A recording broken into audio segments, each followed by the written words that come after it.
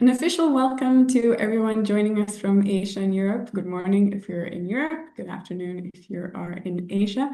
As we welcome you to our second webinar as part of the webinar series, Young Minds Global Bridges, Discovering the Power of Science Diplomacy, this week on Diplomacy Impacting Science. We're very excited to welcome you here for a second time, or perhaps the first time if you're just joining us this week, as we see many enthusiastic young students in the room with us today, as we continue our journey to explore different layers and complexities of science diplomacy and how you as young students emerging into these fields can contribute to the discussions. We're very happy to be organizing this series also together with the Central European Scientific Society of Innovation and Technology, or CESIT for short. My name is Linnea Regnell, and I work here at the Asia Europe Foundation in our education department as a senior project executive, where I get to work on our youth projects and especially also on the initiatives related to science and technology diplomacy. And I will be your moderator for today's session. We have 1.5 hours ahead of us today, and allow me to just give an overview of what we have in store. I will begin with a short introduction to ASEF for those of you who are not familiar, and a little bit about the background of this webinar series before we go into the crucial part, which is of course the content of today's session, which will be first a keynote presentation by Professor Stephanie Balme from Science Po. We'll then go into a panel discussion with esteemed guests as well, who will share their insights and perspectives on the role of foreign policy in facilitating research cooperation and also in shaping research priorities, including funding for science programs, etc. So just a couple of technical points. We're here in a webinar, which means that you cannot turn on your audio or video. This does not mean that you cannot engage with each other. So I see already that most of you have started using the chat function. Feel free to introduce yourself here, send your LinkedIns, connect with those that are joining us here today. But if you want specifically any questions to be raised to any of our presenters here today, please do indicate these using the Q&A function.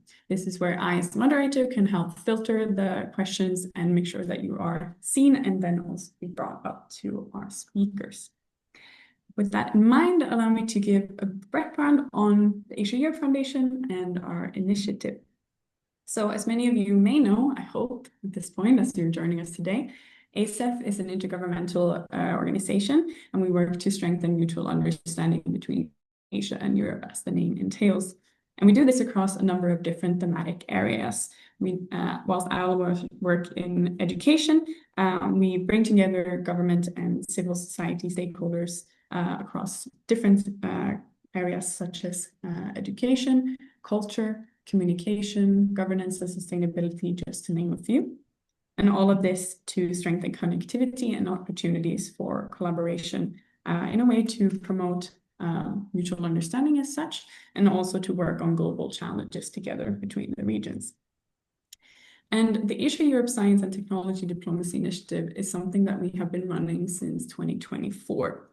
In 2024, we conducted a mapping exercise of science and technology diplomacy initiatives and strategies to stakeholders across our member countries in Asia and Europe, and produced a report from this comparative analysis as well. And you can find this on our website if you're interested in learning more perhaps about your own country, but also about our other member countries in the regions. And in 2025, we followed up with this report, delving deeper into a number of countries to highlight what their stakeholders are doing in this field. So seeing what the ecosystem looks like between different stakeholders, such as within government, academia, but also businesses as well, and private sector, that is. We also organized our first Asia Europe Training and Youth Summit on Science and Technology Diplomacy, where the Youth Summit was also organized in relation to the second European Science Diplomacy Conference in Copenhagen, Denmark, just this past December, where we also delivered a youth communique on the youth perspectives on science and technology diplomacy to the senior leaders at the conference. And whilst our activities during these past 2 years, 2024 and 2025, have mainly engaged young working professionals. We now, of course, with you being here, see also great interest among young students like yourself to explore opportunities to engage in science diplomacy. So this is why we're organizing this webinar series for you, to provide a foundation for you to learn and to grow and start building your career within this field. To see if you're perhaps interested in pursuing these careers and what lies ahead for you. So we're very excited to have you here today, and hopefully for the coming 2 weeks as well, as we explore other foundations of science diplomacy. But that is a little bit about us and what we do, but I'm sure you're here to hear more from our experts than me. So at this point, to also introduce the aspects of diplomacy impacting science, allow me to introduce our keynote presenter for today, Professor Stephanie Balme, who is a professor and director at the Center for International Studies at Science Po. She's been there since 2024, and previous notable roles of hers include the Johns Hopkins Adjunct Faculty, UCL Honorary Professor, an International Council Researcher Associate, as well as the EU Commission Science Diplomacy Steering Committee member, just to name a few. You can read more about her background also on our website and on the Science Post website. She's here with us today as part of her most recent focus for her research focuses on science diplomacy, and especially on the rise of China's scientific and tech powers related to also EU, China and US relations. There she analyzes the impact of China's their science diplomacy in international relations, and how they contribute to the development of the field of science diplomacy, and as well as, of course, related to today's topic, the role of science in international relations. She stands committed to teaching and research, along with building bridges between different worlds. So it's no guess that she is here with us today to present. So allow me to give the floor to Professor Stephanie to take over. And I will also share the screen with her presentation.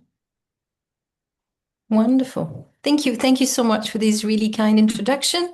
I say hello to my colleagues on the screen, and I'm really happy to join this great initiative. And I'm thrilled that you're interested in the topic of science diplomacy for many reasons, because it's one of the best way to understand today's global order, but also it's potentially an area where you can find internships and potentially jobs. And so I wanted to tell you that, you know, among the different classes that I teach, the class which is really, appreciated by the students is a science diplomacy class, precisely because they find ways to use what they've studied in class for job opportunities. So as we only have half an hour, and I've chosen a very large topic, it's definitely going to be an introduction only, hoping that you will pursue the interest on this question. So the question is the interplay between science and diplomacy, so the impacting of science and diplomacy within three huge scientific superpowers, basically the US, the People's Republic of China, and the European Union.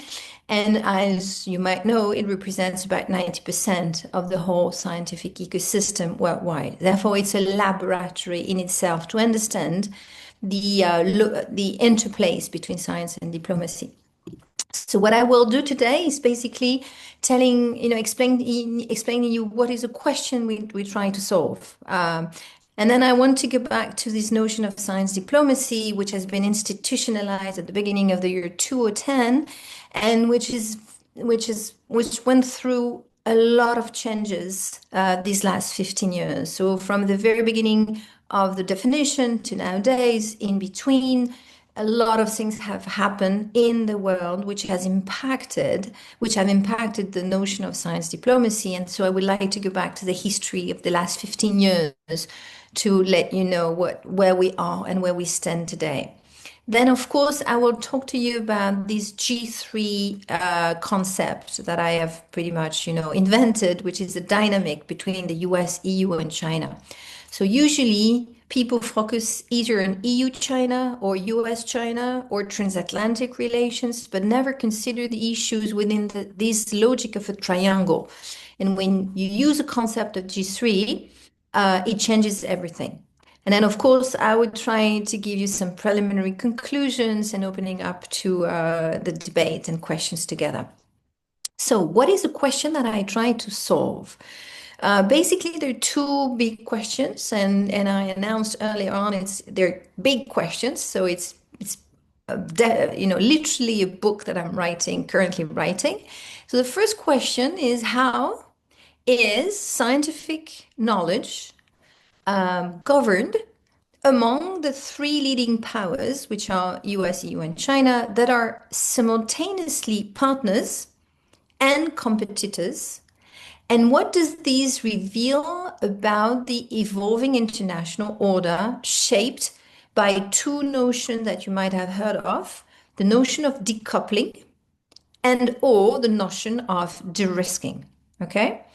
The second question is, all of this in turn raises another fundamental question, which is, what are the implications of all this transformation for science itself, both as a concept and as a mode of knowledge production? So basically, the idea of it's the idea how the science diplomacy and the question of science helps us address the question of how do countries today, which are highly interdependent to one another and still want to decouple from one another, how do they deal with it? And secondly, what is the impact in science? So is it the conditions of producing science, a type of science which is produced, what does that say to us? As I explained, I focus my analysis on the evolving relationship between the scientific ecosystems of the European Union, where I come from as French, the US, and the People's Republic of China, starting from the beginning of the year 2010. Okay, these three poles constitute what I call a laboratory and a critical laboratory for precisely observing how divergent strategic priorities they shape the conditions under which scientific cooperation and, as a consequence, scientific production is reconfigured. So, for example, if I go back to the very first slide, where I've chosen three different pictures to introduce you to the topic. I've chosen first on the right, you will see Mrs. van der Leyen, who is the head of the European Union. Europe has launched this program, which is called Choose Europe for Science. It's a very interesting program which tries to attract talents in Europe. I would say, in the dynamic of or after a couple of decisions taken by the American government against many Ivy League institutions. And so the idea was to say for Europe, well, all American talents and high-level professionals, academic professionals, who might consider moving their lab, their data, their scientific, cooperation, they're more than welcome to come to Europe. And this is extremely new because actually the transatlantic scientific cooperation since the 18th century and since the beginning of the American building of ecosystem has been very smooth, very, I would say, integrated. And this is a completely new policy that we have in Europe to set up a policy to attract American talents in Europe. And this is one of the core key aspect of today transatlantic scientific cooperation. In the middle, you have this picture of the Made in China 2025. So MIC 2025 is probably a policy that you've heard of, which is a public policy of the Chinese government to introduce completely new tech, AI, in the development of Chinese industry and Chinese economy, and it basically institutionalized the concept of techno-nationalism. So this idea, which is not new in China, but here you have a policy that precisely says at a particular time in the middle of the 21st century, we will become the first scientific superpower. And also we want to use tech to change our economy from a manufacturing economy to a service hand and high-tech economy. So moving from made in China to invented in China. And this has huge consequences on the way science is produced in China, but also on the way China is cooperating with the rest of the world to attract talents, transfer technology, or else. And then the last picture, and then I go back to my slides afterwards. So the last picture is says the China Initiative. So the China Initiative is also a very important policy decided during the first Trump administration, which was a policy. And I don't have much time, so I'm going to summarize it very quickly. It was a policy basically to start to stop officially the scientific cooperation with China by launching a huge investigation on American universities and their connections with Chinese universities. So these three maps, these three pictures are summaries of the key dynamics and sometimes extremely conflictual dynamics between the G3 in terms of science diplomacy. Okay, so as I said, I will go back quickly to the notion of science diplomacy because I'm sure now you have in mind that in the year 2010, basically two important institutions, A, the Royal Society in London, and B, the AAAS, the American Association for the Advancement of Science, met together and decided that scientists should empower themselves and basically connect with diplomats and politicians, and addressing the issue: what is the role of science in international relations? How do diplomats, to what extent do they take into account science when they make decisions? And so this notion of using science to produce public policies is, extremely, I would say, natural and has a long history. But to raise the same issue at the level of the global order and international relation, this is what is very, very new, right? So in 2010, the idea was to raise three questions. What is the role of science in diplomacy? How science impacts diplomacy or international relations, and vice versa, how international relations impact scientific cooperation. Okay, so this basically first attempt to define science diplomacy has evolved immensely, and also it has evolved immensely up to now. Because the world basically has changed. And so among the very, very important evolutions in science diplomacy, of course, you will remember and you will have in mind the COVID-19 pandemic has had a huge impact in the way science diplomacy has evolved itself. Why? Because before the COVID-19, let's say before 2019, a lot of people were not absolutely persuaded that this notion was important.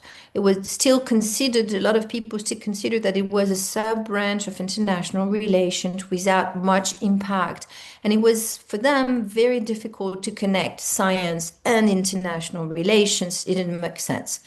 During the COVID-19, a lot of academics and a lot of policymakers had realized then that the term of science diplomacy was extremely useful, basically to address global commons and SDGs, and then the question of the One Health question. And everyone started to use the concept of science diplomacy. But then beyond the notion of COVID-19, which was a very important moment for the evolution of the concept, there are about 4 or 5 other very important evolutions in 15 years' time.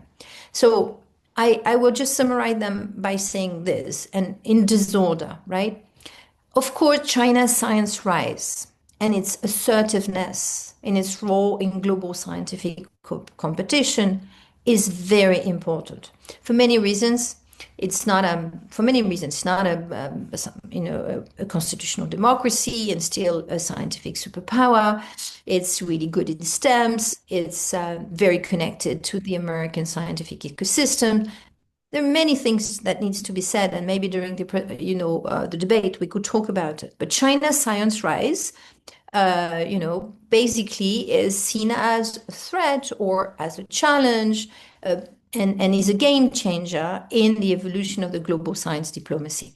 Another thing is the evolution of the United States itself, the world's leading scientific power, and its evolution in many ways. First of all, because the US has a very strong post-truth movement, what is sometimes called scientopopulism, and also is very much endorsing the notion of techno nationalism. So considering the high I would say the high level of integration worldwide of the American scientific ecosystem, what happened in the US happens everywhere. And therefore, this notion of scientopopulism, the post-truth movement, and also rise of techno-nationalism is also spreading. And this is another very important evolution compared to 2010, the increasing politicization of scientific issues worldwide, which means that in 2010, science diplomacy seems to be apolitical, completely disconnected to political issues, and now it's part of the political, questions. And it leads to another key evolution, the fragmentation of global science through precisely this notion of decoupling and de-risking. So I'm going to be very concrete here. In a 2010, to make it simple, very rarely the notion of scientific sanctions, the notions of, basically. So in 2010, the idea was to use science diplomacy to open up to cooperation. Now, more of the time, it's using science diplomacy to basically prevent the cooperation. Therefore, this notion of decoupling and de-risking. Okay, so this evolution. So and now would like to maybe to show you the slides that explains the whole, literature on science diplomacy. So in 15-year times, everywhere in the world, really literally everywhere, for different reasons, the notion of science diplomacy has been structured, institutionalized, developed. There's a huge literature that you could refer to if you're interested in.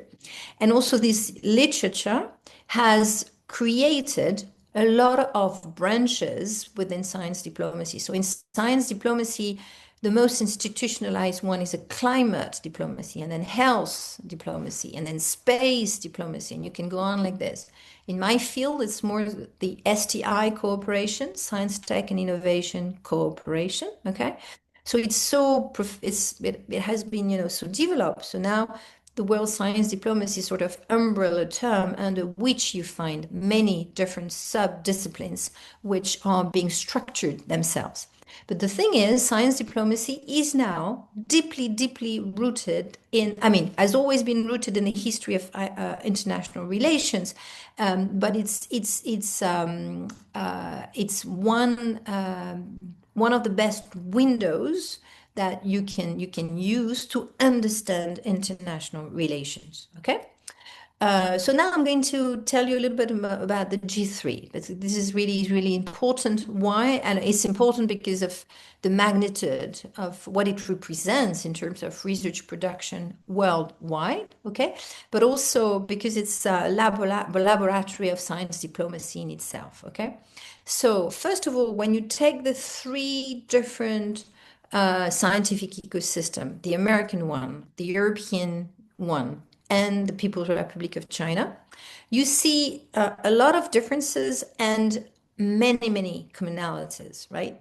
And first of all, I have to tell you that it's not so easy to use the term European Union scientific ecosystem, because by definition, it's made of 27 different countries, but probably science diplomacy within the European Union has always been with the market integration, the European Union most, I would say, advanced policies. It's the probably one of the easiest policies within the European Union science because it is seen as depoliticized.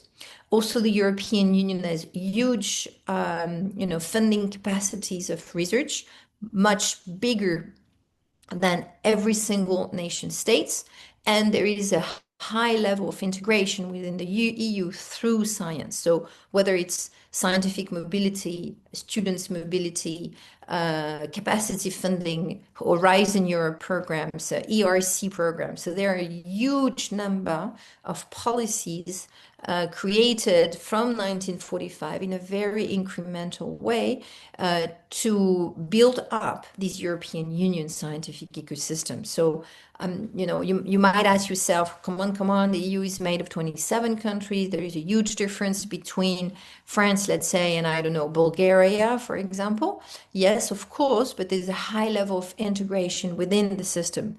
And also beyond the European Union, you have the European research area, which is also made of European countries which are located on the soil of Europe, even if they're not member of the EU.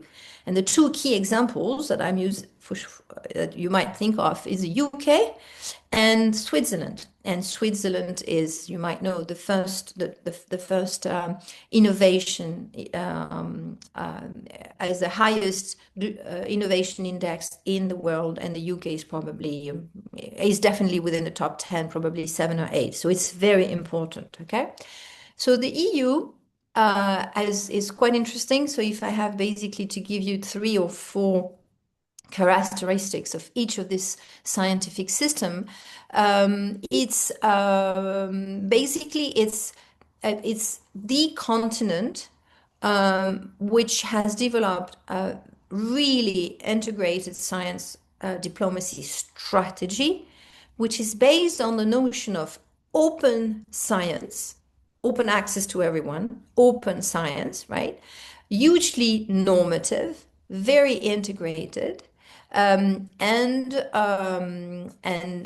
now is being challenged by the both the transatlantic relations, which are not doing really well, and the difficulty that we have to keep our partnership with the United States, but also being challenged by the US-China scientific relationships, which are made of a lot of sanctions and a lot of partnerships, which are very different from the EU.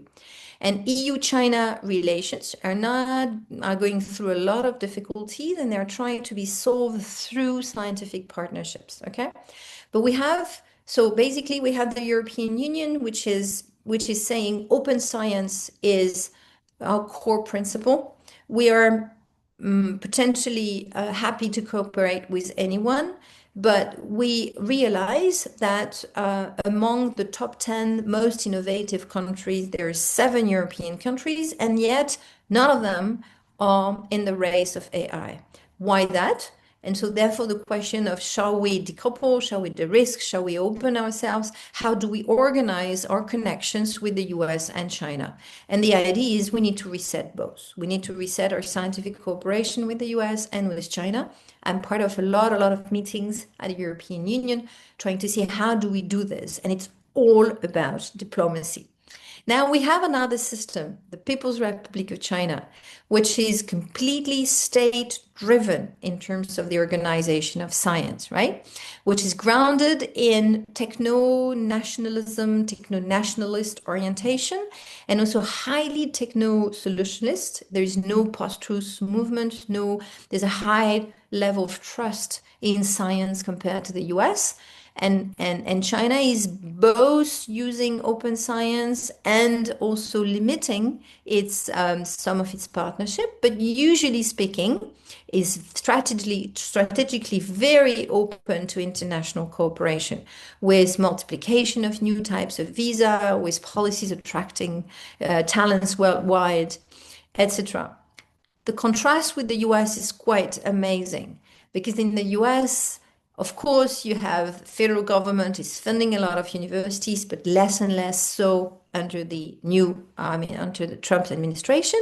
It's highly market driven, very it's extremely focused on basically frontier innovation, disruptive innovation model, uh, growing number of private actors which have huge funding capacities and produce science outside of universities, leading to the question, what kind of science is producing in the US right now? You know, it's basically, and with huge questions of attack on academic freedom and all of this. So when you look at the three cases, and I'm very aware of the fact that because of lack of time, I don't have much time for nuance, right? But you have these three cases which show three type of scientific systems with three different types of norms and and ideals about how science should be produced,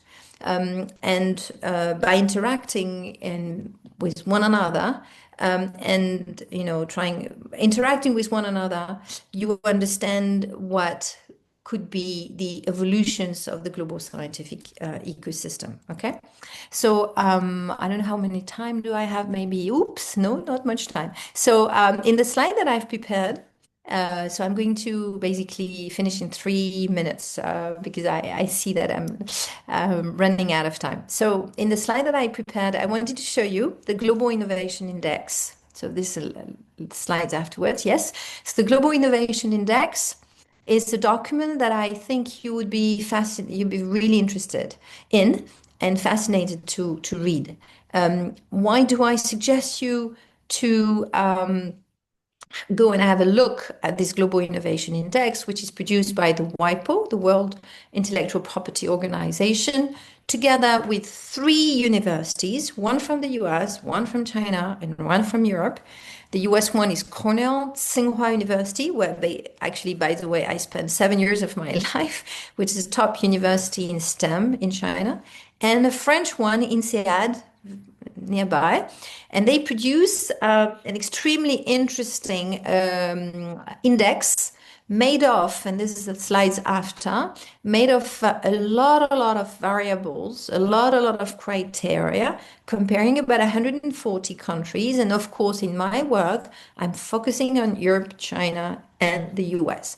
And these criteria produces two indexes: input and output of innovation. Input is everything that these three systems put into their system to produce the output, basically innovation and tech and science, right?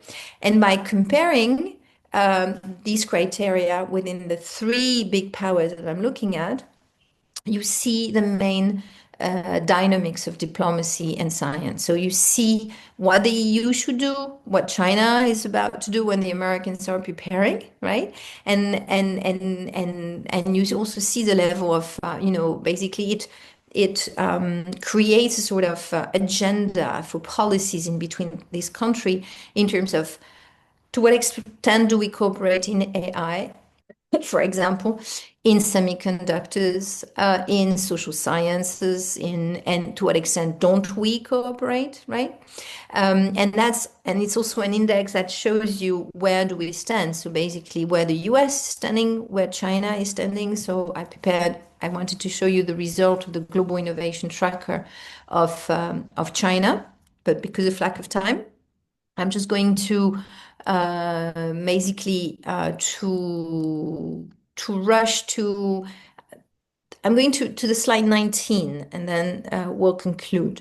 The slide 19 showing you basically the comparisons between, here it's only France for obvious reasons, but I'm going to explain to you.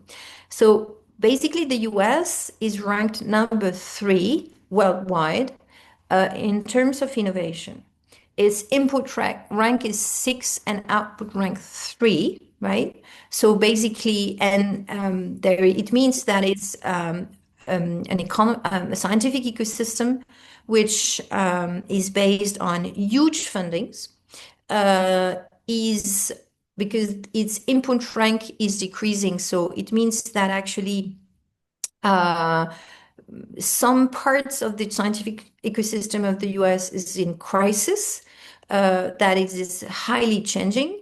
And still, because the US has been a scientific ecosystem since about a century and has created for 250 years huge scientific ecosystem, it's going to be extremely prominent for the years to come.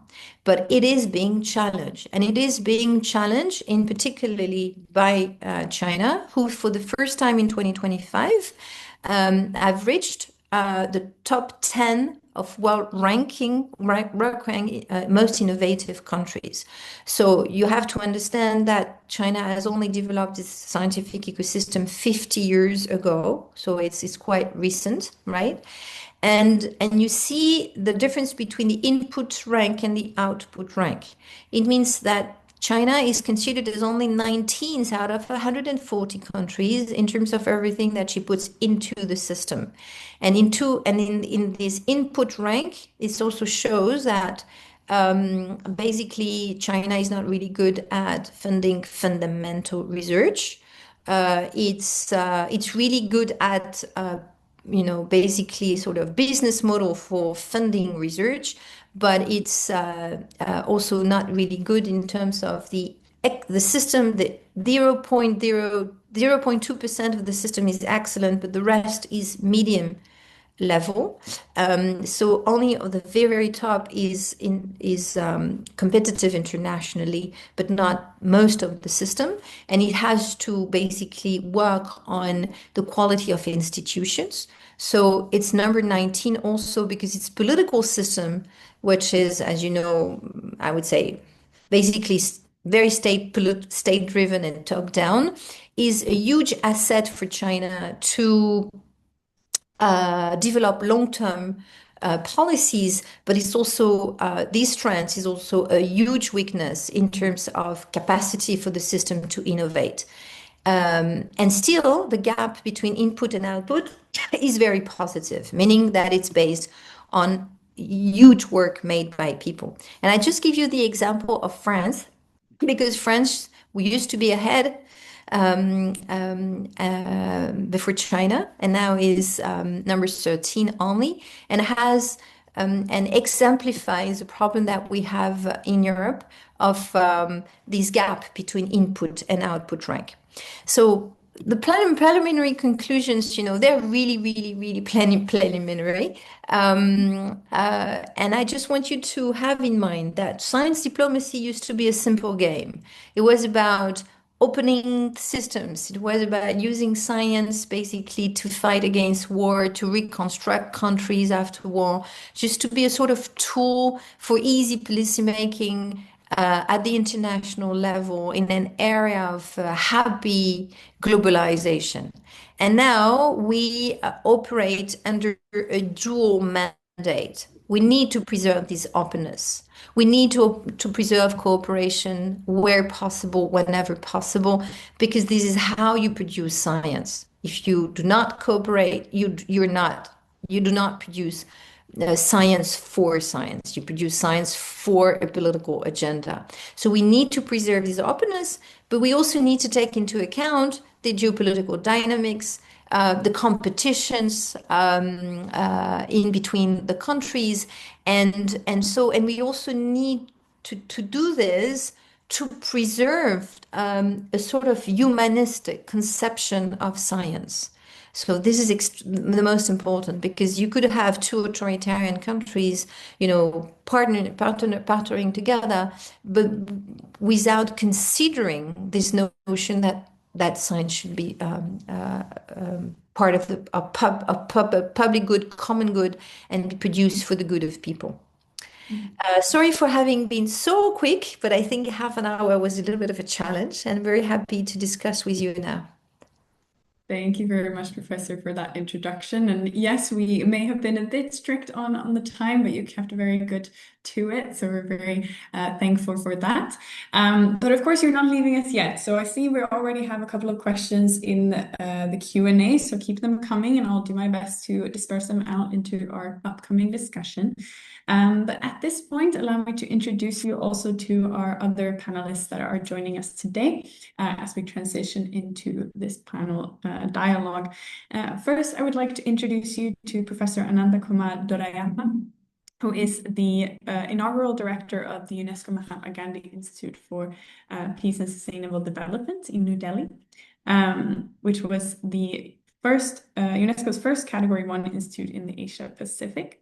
When he started out there, his vision was to build the competencies of empathy, compassion, critical inquiry, and emotional regulation as foundations for learning to learn. And I think he will explore some of these aspects in our discussion here today as well.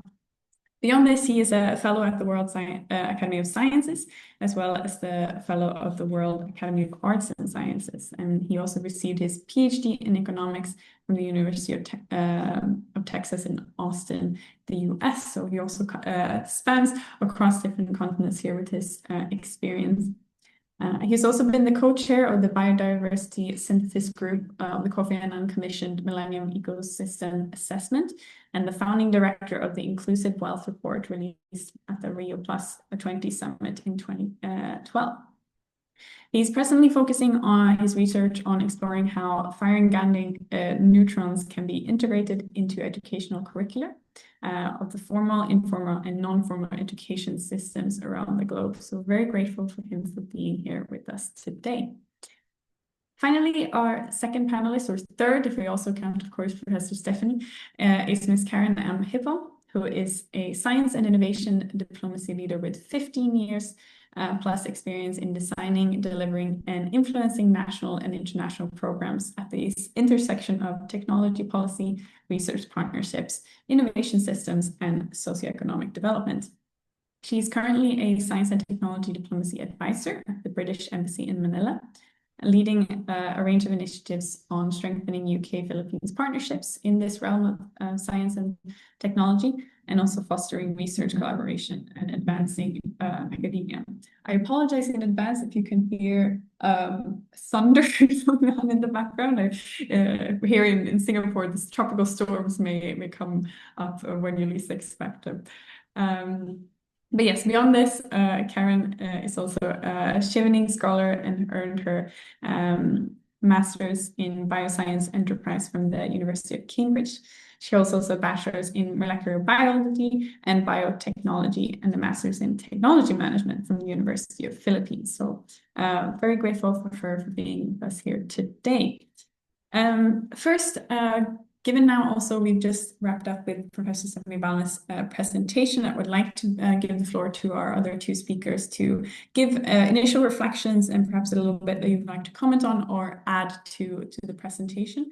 Perhaps on my screen, as I have it, Professor Ananta, would you like to start out with your reflections? Thank you very much. And found the presentation quite fascinating, and in fact, kind of alerts me to some of the tensions that might be arising over the last few years between this nexus on diplomacy and science. I think I was asked to give this question, and I'll sort of reframe it, sort of saying, where do you see the biggest tensions between national interest and global scientific cooperation, which comes very close to the presentation that you presented with the three big centers and so forth, the nationalism. I want to reframe that to sort of say, what is my biggest fear that is arising? And this is the convergence of identities. So I want to focus on the notion of identities. Whereas as a diplomat or from the diplomacy side, the primary identity that they will always take is from the national self-interest. And it's interesting to see when you go for negotiations, how it becomes so evident. It's on national interest, irrespective of the global significance of it. The scientist now is an interesting, in a sense that from the identity in the past as a scientist, my identity if I consider myself as a scientist, is about curiosity. I really don't give pardon my, I was going to use French, but that's not fair to Professor Belmere. I'm going to say, pardon my language. I was sort of say, as a scientist, I'll say, I don't give a damn about the national interest because I'm looking at scientific curiosity. I'm looking at science as a global public good. In fact, even as a global social good. Because I think what we have forgotten is to what end are we doing this for? And it seems that, and I was introduced as an economist, trained as an economist, don't hold that against me. I think it has been one of the most destructive disciplines in the world. And in a sense, now all we focus is on economic wealth and material prosperity. When you see the rankings that Professor Baume had put underdeveloped countries, developed countries, it's all based on income. And so countries just push on that. And the scientists have been caught into this race.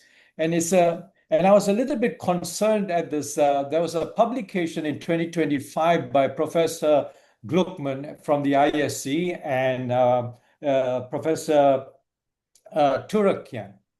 And how they have said, they didn't use the term, but they talked about how science has become transactional. And I sort of say science cannot be transactional. But on the other hand, I'm also conflicted because if you bring in the social sciences, then you bring in the tendency of transaction because you're looking at it from different perspectives. You're looking at how they impact across different societies and so forth, who are at different stages. But I still think I am a little bit concerned about that term transactional because the first thing that came to my mind was it's the commodification of science. And that I thought was a dangerous and a slippery road to take in the commodification of science. But unfortunately, that's what it has all come down to. Patents, how much, it's a business model. And that's all it is, rather than for what end.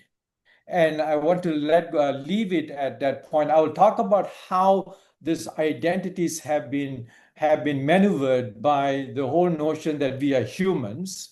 Scientists are humans as well, unless you're Dr. Spock or Commander Data from Star Trek, who you don't have any emotions but pure rationality. But unfortunately, we all are humans and we have the emotional dimensions.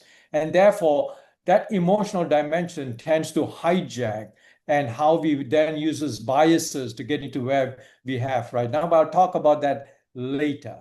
But I want to just kind of end at that point here on those kind of issues in terms of how the notion of rationality and irrationality really has become now the major issue, and how we have to bring in a lot more of the social sciences in terms of how that interacts, especially psychologists. I learned a lot from neuroscientists. I was told I was the first director of the institute. I had fun for 10 years, sort of seeing how the human brain works and in how it really functions. And the one thing I came out, and I'll leave that one message that I got out, that humans are neurobiologically wired to be compassionate. Mm. And we have hope with that. That is a great ending note for that. And I think we can delve into this also in the importance of this humanity in diplomacy and in relation to science as well. Karen, would you like to comment here as well? Yes, so good morning and good afternoon, everyone. Again, I'm Karen. I work in the British Embassy in Manila. Thank you, Linnea, for inviting me to be part of the panel. And thank you, Professor Stephanie, for your wonderful keynote. I actually have a lot of thoughts stemming from that, but I guess I'll try to limit it to 3 very short ones. First is from the side of the Philippines. So obviously, we're not high ranking in terms of the Global Innovation Index. In fact, in the 2025 one, we're ranked 50th out of 138 economies. But looking at the co-authorship of the Philippines in terms of top countries that we work with, the top ranking ones is with US, Japan, China, US, and Australia. And I mentioned this because since we collaborate most closely in this sense, because of, I mean, just using that as a metric, co-authorship with US primarily and then China thirdly. This means that whatever priorities these two countries would have would also, of course, shape the direction of our research. If these are the priorities of our partners, then it's most likely that what the Philippines will work on in terms of scientific collaboration will also gear or tend towards the priorities of these countries that you mentioned. So, which is why I think what you've talked about is really very relevant. Second, thought that came to mind is, so despite the tensions, I guess, between collaborating and whatnot, I think because of challenges in resources, collaboration will be very much still a priority, and therefore it will always be, I guess, a challenge how we make that balance, right? How we ensure there's balance between like national priorities and global priorities, and how can we make sure, as the term goes, like we have mutual benefit as we go along with like collaborative activities. And the third thought that I had, and the last one is, I guess this also shows us the relevance of more and more global or regional cooperation, rather, in the sense, for example, in this part of the world, ASEAN collaboration in science and tech. So we know that the Committee on Science and Technology of ASEAN meets regularly and have certain priorities. And I guess, like I said, because of limited resources and limited science and tech capabilities, more and more we would have to collaborate with neighboring countries to pursue particular goals. Yeah, that's my 3 thoughts for now. Thank you. Thank you very much. I think we have a couple of things to pull from there and to delve deeper into. But I see what has been brought up from each and one of you, and also in the presentation, and what I can see also from a lot of the questions currently in the Q&A is around these geopolitical tensions that do exist. And of course, Karen, you mentioned that there is a need perhaps more for regional collaborations here and to band together that way. But I would like to perhaps pose it back to Stephanie and then for the rest of you also to comment. How do these different geopolitical tensions and the interests that arise from different nations, and then also in the EU, perhaps also the development there in relation to other big stakeholders and actors, affect the way that we shape the, let's say, international research agenda or the collaborations that spur from it? Okay. First of all, thank you to my colleagues, and I really look forward to cooperate with you afterwards. So it's a great opportunity to meet you and to continue the discussion.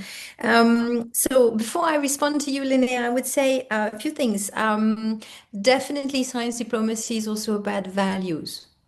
So usually people interested in the field as academics, they're interested in preserving a certain idea of what science is about. That's why I ended up my presentation with this notion of humanist vision of science, because you can wonder sometimes that, I wonder sometimes whether some scientific superpowers do not produce science, it is precisely not a humanist perception of science. It's using science, knowledge, brains for particular purposes, which are techno-nationalist purposes, right? So, and usually with a high level of censorship in social science and humanities. And so this is wrong for many reasons, for so many reasons, but it's also wrong because there's not one single topic that can be understood today without an interdisciplinary perspective, meaning that we do need everyone to concur to help us understand a given issue and finding solutions, from quantum physics to philosophy, from history to sociology to whatever. So this is very important. And so values is very important. For example, these AI ethics, AI norms is on the top of the agenda of science diplomacy, global science diplomacy discussions today, right? Very, very importantly. So values. Then another thing is values and interdisciplinarity. Another thing is what I forgot to mention earlier on is what surprised me in the evolution of science diplomacy since 15 years is the actors. Actors involved in science diplomacy have changed dramatically, and sometimes in a very positive way, sometimes negative, sometimes positive. So what I find negative, I would say, and it's not an opinion, I can prove it, is the growing number of private actors with ideological agendas producing science outside of scientific communities. And I have to say, outside of scientific communities. It's not, I'm not saying private actors involved in science is bad. It doesn't make sense. But I'm just saying there's people who produce science without peer reviews outside of scientific communities, and they're capable of doing so more and more. And this is very dangerous because they have ideological political agendas, and they have more money to fund research than most of nation states worldwide. So we need to address this issue because they also, some of them are okay with climate and some are against this notion of climate change. So there's no peer review, I would say, yes, no peer review process in and no peer review, I would say, can I say that? Evaluation of this. So this is one negative aspect. The very positive aspect is you also have other actors like city level science diplomacy. Cities worldwide are doing a great job whenever they realize that they need science diplomacy to improve. I'm thinking of Barcelona, the cities that I know, Barcelona, Geneva, Miami, Copenhagen, Leiden. And and it could also be within the ASEAN, an extremely interesting thing to do, so these things. Another thing is diasporas. I was thinking of the Philippines, diaspora, which is huge and has huge scientific potential. And this is also what city can do. So city level diplomacy is to attract the diasporas to come back, to contribute, and to produce science, connected science. So this is very, very positive. It is a booming environment also because it's an area where people can be very creative because simply they can focus on on health issues, on climate issues, and they want to address this once at the national level. There's no interest in it, right? So, and last point that I wanted to say, very happy to contribute on the ASEAN evolution of science diplomacy, and very happy to see what, could be interesting, good or bad practices from the EU that can be learned and help my colleagues save some time from, yeah. Thank you very much. And these sorts of collaborations is what we need also to help. And I think, of course, there is a importance to have different perspectives, but as you know, no need perhaps to reinvent the wheel.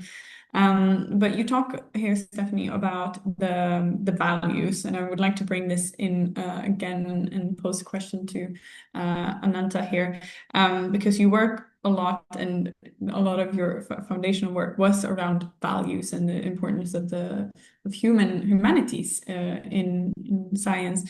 So perhaps if you could share a little bit more about these thoughts and how do we integrate these values and human development and sustainability into science, and can diplomacy be used to let's say act as this bridge? First, yep. Oh, sorry.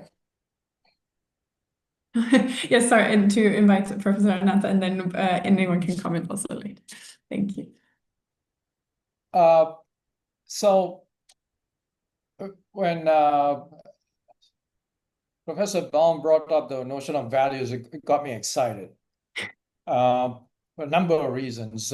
When I had my first board meeting, when I took over the institute, the chair, who was a very, very prominent philosopher, and a very prominent statesman as well, kind of said, Anand, we must teach our children values. So, and I was new to this field because I was pretty much a traditional economist at that time, but kind of frustrated, disappointed economist. So I was looking at new things. My first reaction is, so whose values should we be teaching now? We were in India. Should we be teaching the Indian values? So I was a little bit, wasn't too convinced on the way to deal with values. But I asked the board, give me a year or so on trying to do some research into the notion of what are the underpinnings for values and stuff. And that's got me into the whole neurosciences areas. And this is where we got into the Gandhi neurons and so forth from Professor Ramakrishna from UC San Diego and so. So what we thought is rather than telling what values you should have, is to train the children in terms of the competencies that they need to define the values that they feel comfortable with. And hopefully those are in line with, for me, the UN Charter of Universal Human Rights is a beautiful piece of documentation which we just flush down the toilet every time, unless we want to sort of say, hey, this is a good one, and then nobody ever reads it, and it's all just noise in the background. So this is why then we came up with this, with a play of words, the EMC squared framework. So E stands for empathy. And empathy training is quite difficult because empathy is not about just being sympathetic towards somebody. It's about understanding the other from their perspective, not from your perspective, but from their perspective. So you got to put yourself into their shoes. And that's really difficult. Then the M is basically mindfulness. But if you break that down, it's basically emotion recognition, emotion management, emotion regulation, as they call it, self-regulation. And part of that is listening. So you can't practice empathy if you don't listen. And trying to listen, you got to manage your own emotions. When somebody says something, you get irritated. Well, recognize that you're getting irritated. It's not about suppressing it, but to recognize why you're getting irritated and understand why you're getting irritated, because only after that you can then have a dialogue. Mm-hmm. And then compassion is basically the other C is about doing something. Compassion is action.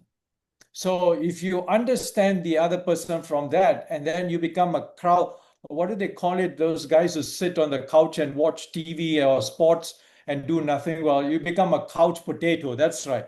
That's the term, couch potato in the field of empathy. So you got to do something about it. And so you do little actions. Little actions are fine.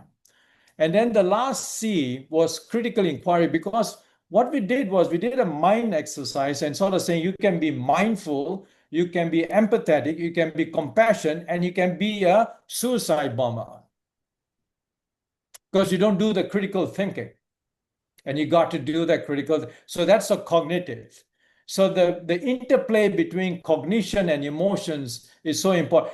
There's no right brain, left brain. In fact, every decision has a cognition and emotion. If you say, my decision has no emotion, you're kidding yourself. It's there. It's at the background.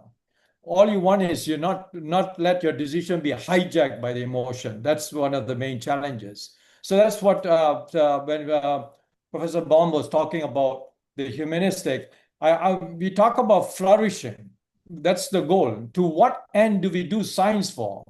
For human flourishing? Yeah, that's the first one. But I would say planetary flourishing, because we live in an interdependent, interlinked world. Biodiversity is so important for our survival, other sentient beings.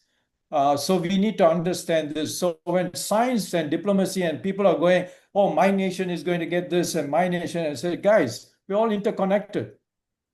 And if you do something, the famous butterfly effect, a little fling there and somewhere far away in the rest of the world, something happens. Just look at the Middle East right now. Everybody is suffering. So I think we need to really come back to what Professor Baum is saying, the humanistic. We have to understand to what end. And scientists, I hope, are the ones who would push. But now I say this training for children right from the start, because we get their mindsets change. Because the older you get, the more difficult, old futs like me are difficult to change. My first reaction is always one of antagonism, because I've been trained as a predator. I always say our school systems are the best predator training systems in the world. We need to change the school systems, one to cooperate, sort of saying if somebody does good, it's good. I'm really happy for that person, and you say, "Oh, really great," and I'm happy that you were able to do so well, and vice versa, and so forth. So I talk too much. I apologize. I get emotionally stirred. So here I go. No, I'm very, very grateful for the comments. And I think that the question on whose values we are prioritizing here is an important one, especially as we're looking at here diplomacy impacting science. When we're engaging in different diplomatic relations, who gets to come out on top? Because of course, diplomacy as a tool is usually meant to find a common foundation, a balance between the two. But we're also here, both in the presentation that's been shared, and we also see in the comments as well that there is, of course, differences between the leverage that a country has, perhaps within science, and how does that impact also their diplomatic power in certain negotiations. So I would like to maybe pose a question to Karen here. And again, feel free to jump in. I know, Stephanie, that maybe you had some point here also on the values, so can follow up as well. But when we're looking at, for example, in your role, when you're working between the UK and Philippines as two of the relations here, how do you balance the different priorities, and also how does it affect the scientific output, the research priorities? We have questions, for example, in the Q&A where developing countries, developed countries, democracies, non-democracies, of course, not exactly the situation UK, Philippines, but let's say, as you mentioned, where Philippines ranked the 50th out of 138 countries compared to the UK. What does that, what effect does that have on the relationships? Thank you, Linnea. I'll also comment on values. I'll try to link it up to what I'm going to say. But clearly, there are different starting points for the UK and the Philippines, and therefore, sometimes there are certain priorities that one country would obviously have over another. When I started with this role 10 years ago, so I hope it doesn't give off my age, the focus of the relationship between the UK and the Philippines was mostly ODA, like official development assistance. We want to support you in terms of science and innovation in health, food security, climate and environmental resilience. And that was the nature of many of our partnerships, really. And in most recent years, the UK released its industrial strategy and also its international technology strategy, talking about how rapid technological change is affecting our world in many different ways, and how technology, therefore, tech work is a UK priority. And why am I mentioning this? Because right now, how do we balance this? The current work that we're now pivoting towards or gearing at is AI for health, tech for climate resilience or climate adaptation. So in a sense, we're still trying to find a way to merge both priorities while you're still addressing what each partner's countries would like to get out of the relationship. Again, something mutually beneficial.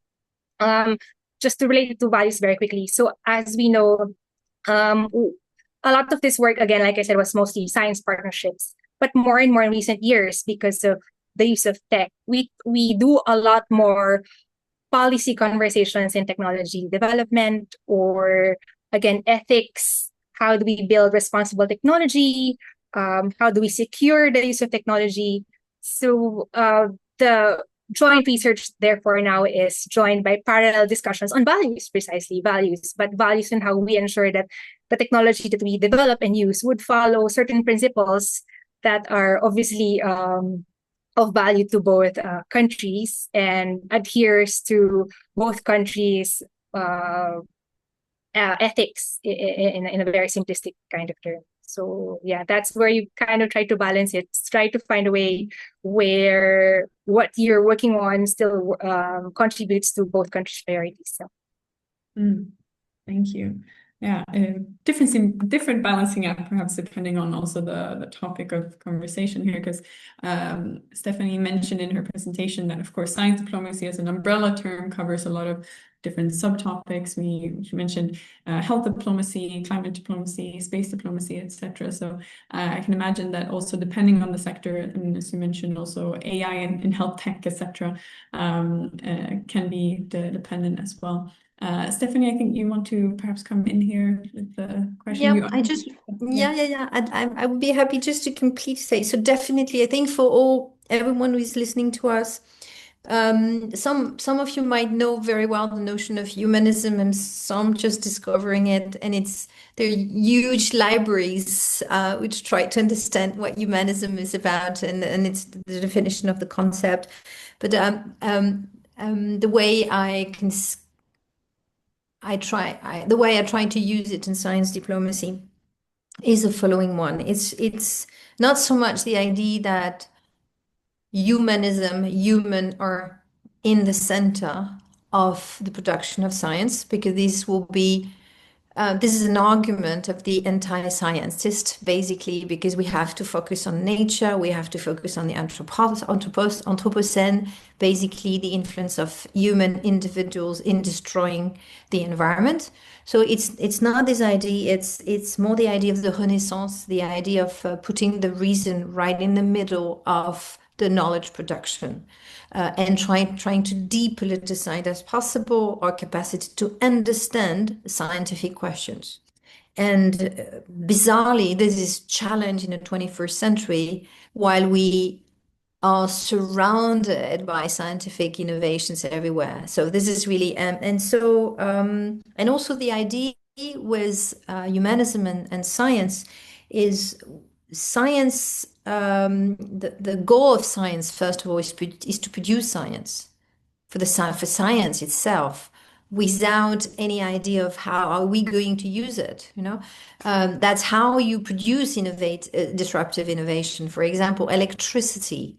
No one thought, oh, we are fed up of using candles, we would need to invent electricity. It's just an incremental innovation, thinking out of the box, but being extremely creative, that you end up by creating something which is called electricity, and which has a massive impact in the evolution of humanity.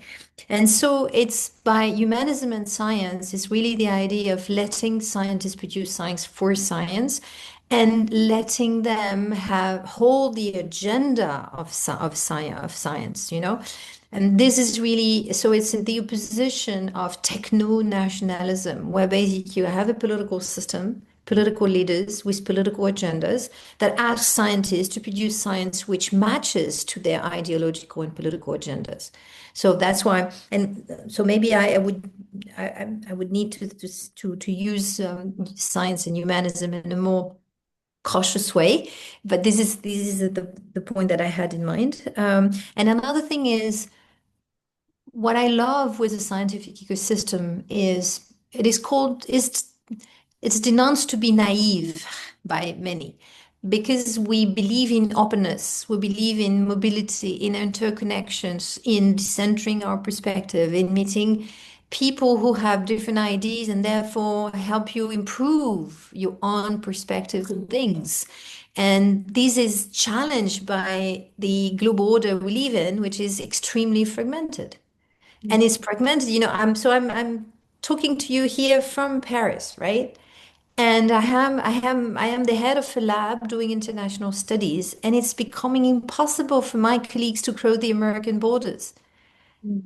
So to just to try to attend a conference at Columbia University, as a European working on issues like normal questions. I think, I mean, even 21st century, we cannot talk about, I don't know, climate, gender, Middle East, all of these issues. How are we going to solve the problem for next generation? This is crazy, right? So that's what I mean. So, and also being a European, having beneficiated for this first generations of Erasmus, where a French student could go to a German university, spend a year, and vice versa. Definitely, this is the best answer to everything that happened in the recent past in terms of violence within European states, right? So, and also when US and China started to establish their relationships, they use sport and science.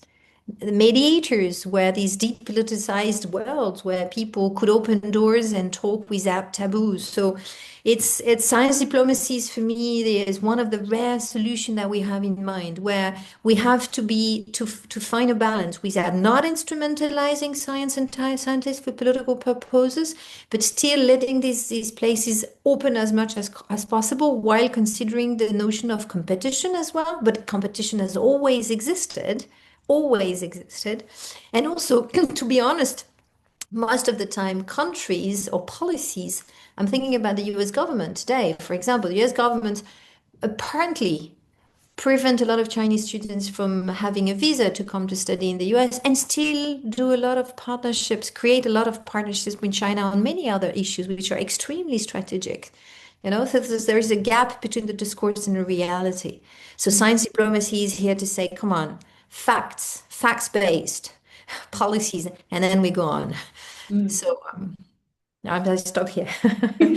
No, very interesting, and I want to perhaps continue on this idea of how we use science as well, of course. In different aspects today during discussions, we mentioned that there is perhaps a growing distrust in science. And also we see, of course, I think Stephanie, you mentioned that with also different actors engaging in science diplomacy, that perhaps the scientific process is not fully respected in every scenario. And that can also lead to further distrust in what we're reading and what we're taking in. So for any one of you who would like to start and comment, perhaps how can diplomacy be used here to strengthen the trust in science again, and how do we build this when we have increased fragmentation, not only between states, but also because of this scientific collaborations that are put on pause because it's used as a tool to put pressure on certain countries, etc. So yeah, how can diplomacy be used here to boost science and to boost scientific collaboration?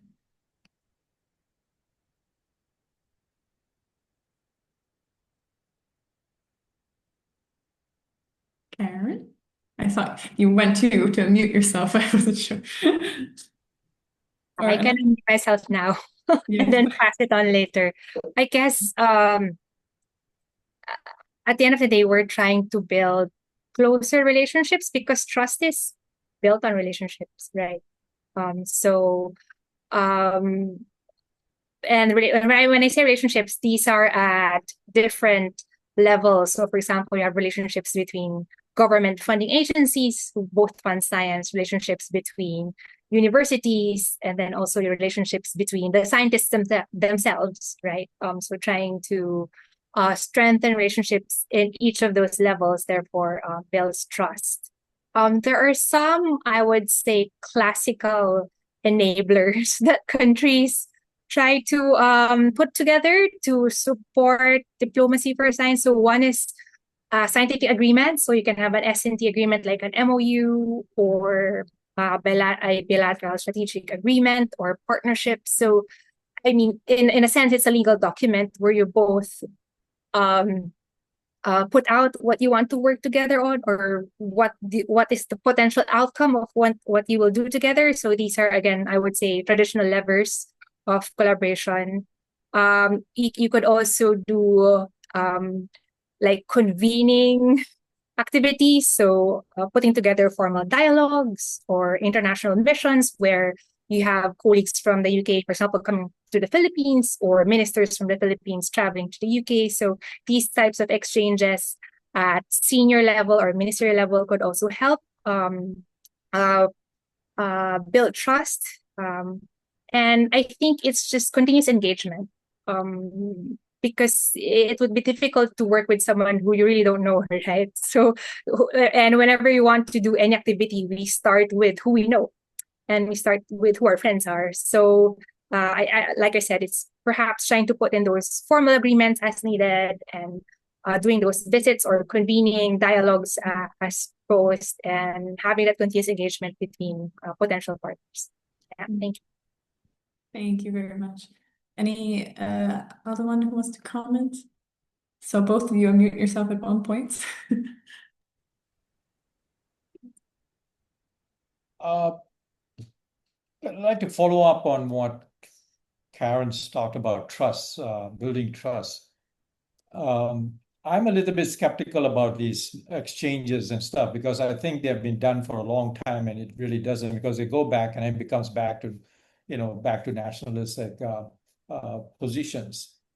I think it takes a lot of work, but surprisingly, like, we were able to change mindsets in 10 weeks. But I'm saying this, well, these are teachers, actually, teachers who are very skeptical about this whole social and emotional training. They say this is a waste of time. We need to, but they persevered. After 10 weeks, they were about 70%. I wouldn't say we had 100%, 70, 75% were saying this really worked. Not worked for me with the students, it worked in my own life in terms of handling pressures, handling the kind of stress that they were going through. Now, if a teacher is stressed, that's a bad teacher for the student. You got to have a teacher who's really relaxed, chilled, and who's able to work with their kids. So I think when I looked at the mediation that were going into Middle East, when I see the two teams, I said, hey, two teams of hawks getting together in a room trying to find a solution. I would have forced them to go into a 10-week course on social emotional learning, after which then they would put them in a room to talk, and they have to do this training together under a trained negotiator, and then we'll see how things will evolve and change, because they will start to understand the other's perspective. I'm hopeful that this works. There's documented data, and as Stephanie was saying, peer-reviewed stuff. You got to look at peer review, not anecdotal stuff. So there's a lot of peer-reviewed papers coming out in the social emotional, especially in the neurosciences and psychology, on how effective this type of training is. So that's the only way to do trust. And then let me finish off with the competition. Competition has always been there, but I play Japanese fencing, kendo, and when somebody hits me, gets a point, I go and he comes and says, "Thank you very much, because now I've learned something." And the same thing that I do when I hit somebody, I don't go, I got that. I go and bow to them and say thank you, because of that I learned something new. How to change that mindset is important. Competitiveness is good, because that's part of human nature, and we play games. All right, games is a natural part of our human side. We love playing games and so forth, but not to become an end by itself. It's a learning process, appreciation for the other person. Somebody has to lose. That's the end point. But it's okay. And thank you for letting me win. That's the mindset. Very interesting. Thank you. Stephanie, your comments before we go into final sharing on the Okay. First of all, I think we need more academic studies on why there is a growing lack of trust in science. So some of my colleagues here at Sciences Po work on this, and it's quite interesting. So they focus on the European regions, I mean, on the European continent. And they, for example, they say that in the past, it was very easy to understand who distrust science. Basically, the more religious you were, the less educated you were, the more you would tend to be more superstitious, less, trusting science. But this doesn't work anymore. And their hypothesis is more to say is more, the more you're polarized politically speaking, the less you tend to trust in science. So this is just preliminary ideas, right? But I think we need to understand this issue in order to address it and to build up new policies in science diplomacy. Although the other thing is, what do we do? I was telling you there are new actors. Among the new actors in science diplomacy, they're academics themselves. We are a science diplomat. I also worked for the Ministry of Foreign Affairs sometimes, but I also think I am, as the director of quite a big lab working in international relations, I am a science diplomat. It's myself, and I have to use strategies. For example, it's becoming difficult to work in to do field work in certain countries. But so we have to discuss and decide collectively, do we allow postdocs, young students, to go to these regions where potentially it's dangerous? And I have to say, including in the US, because once you've been prevented from crossing the border in US once, you carry this for the rest of your life. So we have to be very careful. So we have to take risks. So we take risk with the ID, values. We need to produce this science. Otherwise, science will be simply looking at our screen and looking data, quantitative data through our screens. And what doing field work is measuring the gap between official data and what is happening on the ground. So we need to get this information from the ground. Let's say Middle East. We have a huge Middle East program, and I have people now in three of my colleagues.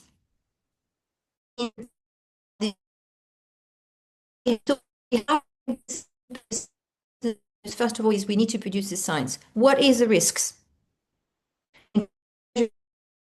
For these risks, is it a legally binding risk? Is it for health issues, security issues, and all of this? But we need to take this decision. So first of all, you have to say academics are science diplomats and they're actors.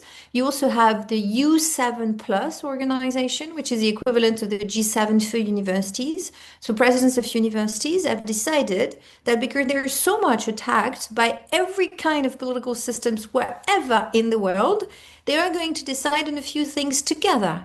So being together, collegial, trying to empower ourselves based on the values we believe in, this is also something we have to do. So I think empowering oneself is, what science diplomacy taught me. When I used to think, oh, I'm a poor little academic, I have absolutely nothing to say to this world, and I'm absolutely useless, and I'm completely depending on political decisions. Of course we are, but we have a margin of maneuver, meaning in terms of partnerships. So I'm giving you an example. I know it's being recorded, but I hope everybody will understand this. So it's US, EU scientific relations are becoming very difficult to conduct. But we can do it at a private level. So if it's difficult from one in between two regions, two universities, we can still do and continue our work in between academics, waiting for the time it's becoming easier, right? I think this is part of our responsibility. And why? Because we need this mobility, and in particular for the next generation.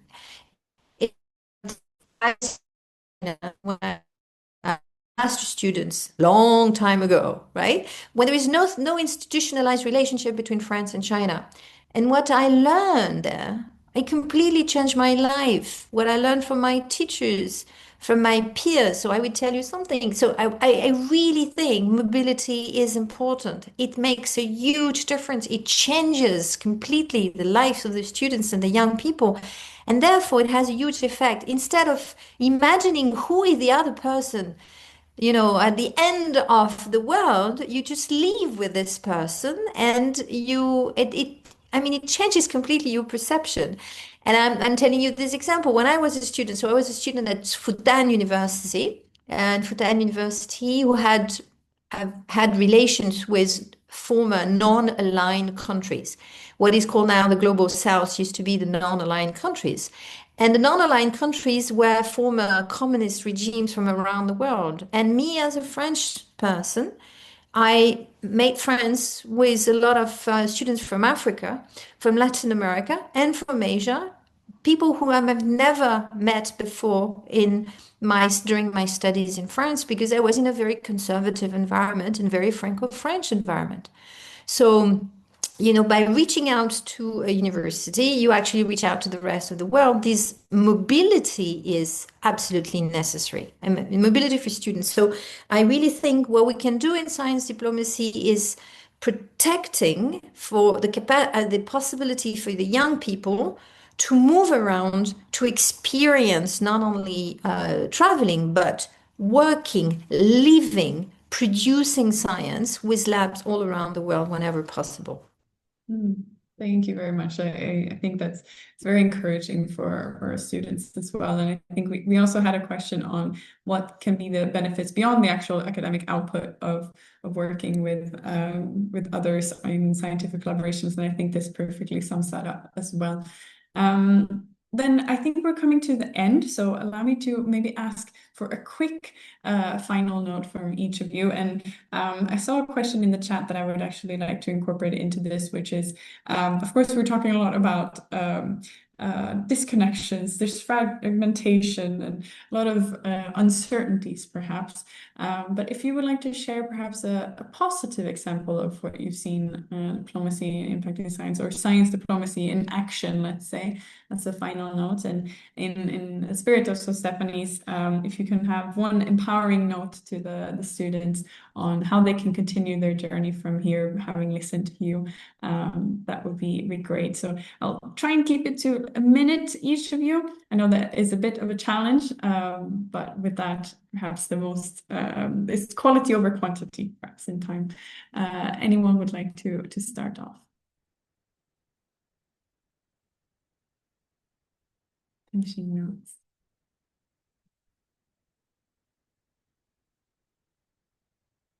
Everyone's being so polite. Okay. In calling up the class, yes, Stefan? No, because I spoke too much, so I didn't want to speak. No, but you can wrap up as well. Okay, so I think I think I've already sort of kind of delivered a few messages for the students, but maybe add one more: interdisciplinarity. So if you come from STEMs, or just reach out to social sciences and humanities and vice versa. We cannot know everything, but we just being open to other disciplines and not self-censoring oneself by considering, oh, this is quantum physics, I won't be able to understand. You in each of your countries, you have translators of these disciplines.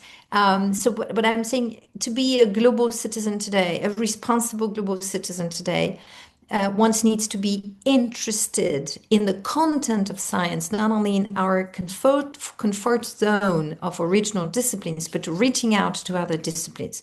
And so, because science is fun, science is fascinating, it can change the way you see the world, and it make you meet the greatest people.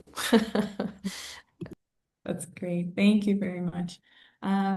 Professor Ananta, I see you unmuted yourself. You have your final notes for our students. Two things. When somebody says, where are you from? As a scientist, you say, I'm from planet Earth. And so therefore you kind of understand the interlinked and interdependent nature of everything on this planet. The second thing I wanted to say, I forget now, and that's because age catches up. So if it does come back, which means it's not important, but I think the most important thing is that the identity that we hold as ourselves. And everybody asks, where are you from, is the first thing when you have these meetings. And so, I'm from the US, I'm from, and it's like saying, now I'm from this planet. I have no affiliation with any nation state. and I also like to leave this message with the people here, that the notion of a nation state is a relatively new concept. It's about 200-300 years old. So we have to think beyond that. We have to think beyond that, and every astronaut who flies out understands that. Unfortunately, we can't all go out into space. So, but we have to understand that this is, like Carl Sagan, a fragile blue dot in the cosmic darkness. Thank you very much. Karen, your final words to our attendees today. Right. So I'll try to say my thoughts with trying to answer your last question as well. So I think it's a very exciting time to work in science and tech. It really is, because of, as mentioned, rapid technological advancements in many different fields, AI, quantum, you name it, you have it. If you don't want to do the actual science itself, working in diplomacy, I think, would be quite challenging and exciting, because you will be speaking with a lot of different types of people. It could be like politicians for funding, or other scientists to see what their priorities are, or also working with corporations or industries who like to support science. So you could, speak with all sorts of people and learn from everyone. I think in terms of positives, as I mentioned earlier, more and more it's working or doing more projects with neighboring countries will work out. Like, for example, if it's just a Philippines project on technology transfer, which is a program that we tried to do with the UK, but if it's Philippines, Thailand, Vietnam, all together working in a program with the UK, it becomes much more enriching, because you also learn, again, from different types of personalities. And it becomes more significant for the partner, in this case the UK, to work with you, because you have more to offer in that sense. So it's, in a way, strategizing how do you make more of what you have, so that people will be willing to work with you. And yeah, just to cap that off, I think working in science diplomacy is a very rewarding role, especially if at the end of the day you're able to support the science and innovation ecosystem of your countries. As we all know, science and tech are, and knowledge, and a very strong knowledge base is what really determines the strength in the of the economy of a country in the long term. So I mean, you could say in a way that you're one cog in that machine, and you're contributing to that, economic growth. Thank you. Thank you very much. And with those concluding remarks from all of you, perhaps we can summarize that science is interesting. It's an exciting field to be involved in. You should take interest in it, engage with people in different sectors and in cross disciplines to ensure that different perspectives are taken care of. But remind yourself that you are one of many. We're all global citizens, and we're trying to work towards the science for science, as has been said, not to have any specific agendas behind it. And with that, I would like to thank our speakers for being with us here today. Thank you also to Professor Stephanie for your keynote introduction, which kicked off our interesting discussions here today. Which for me has been a session of note-taking for myself, and a lot of thoughts that I would like to continue to explore as well. And of course, we're not stopping here for the series, though today we've explored diplomacy impacting science. We will also continue to explore next week with science diplomacy entry points. So what type of initiatives can you get involved in beyond, of course, what we offer here at ASEF? And then we'll continue to look also at how you can start building your portfolio, your skills for a career in science diplomacy. So with that in mind, I want to thank you all for your patience and you for your questions. I tried to filter them in where we could, but I think also the speakers touched on a lot of points that was brought up in the questions themselves. But feel free to perhaps reach out to them for further discussions via email or LinkedIn, whatever platform they use the most. With that, I would like to say good afternoon again to those joining from Asia. Have a good rest of your day if you're in Europe. Australia, New Zealand, perhaps good night is in order. And we hope to see you again next Wednesday for our third session. Thank you all so much and have a good day. Thank you so much. Goodbye, and I hope to keep in touch.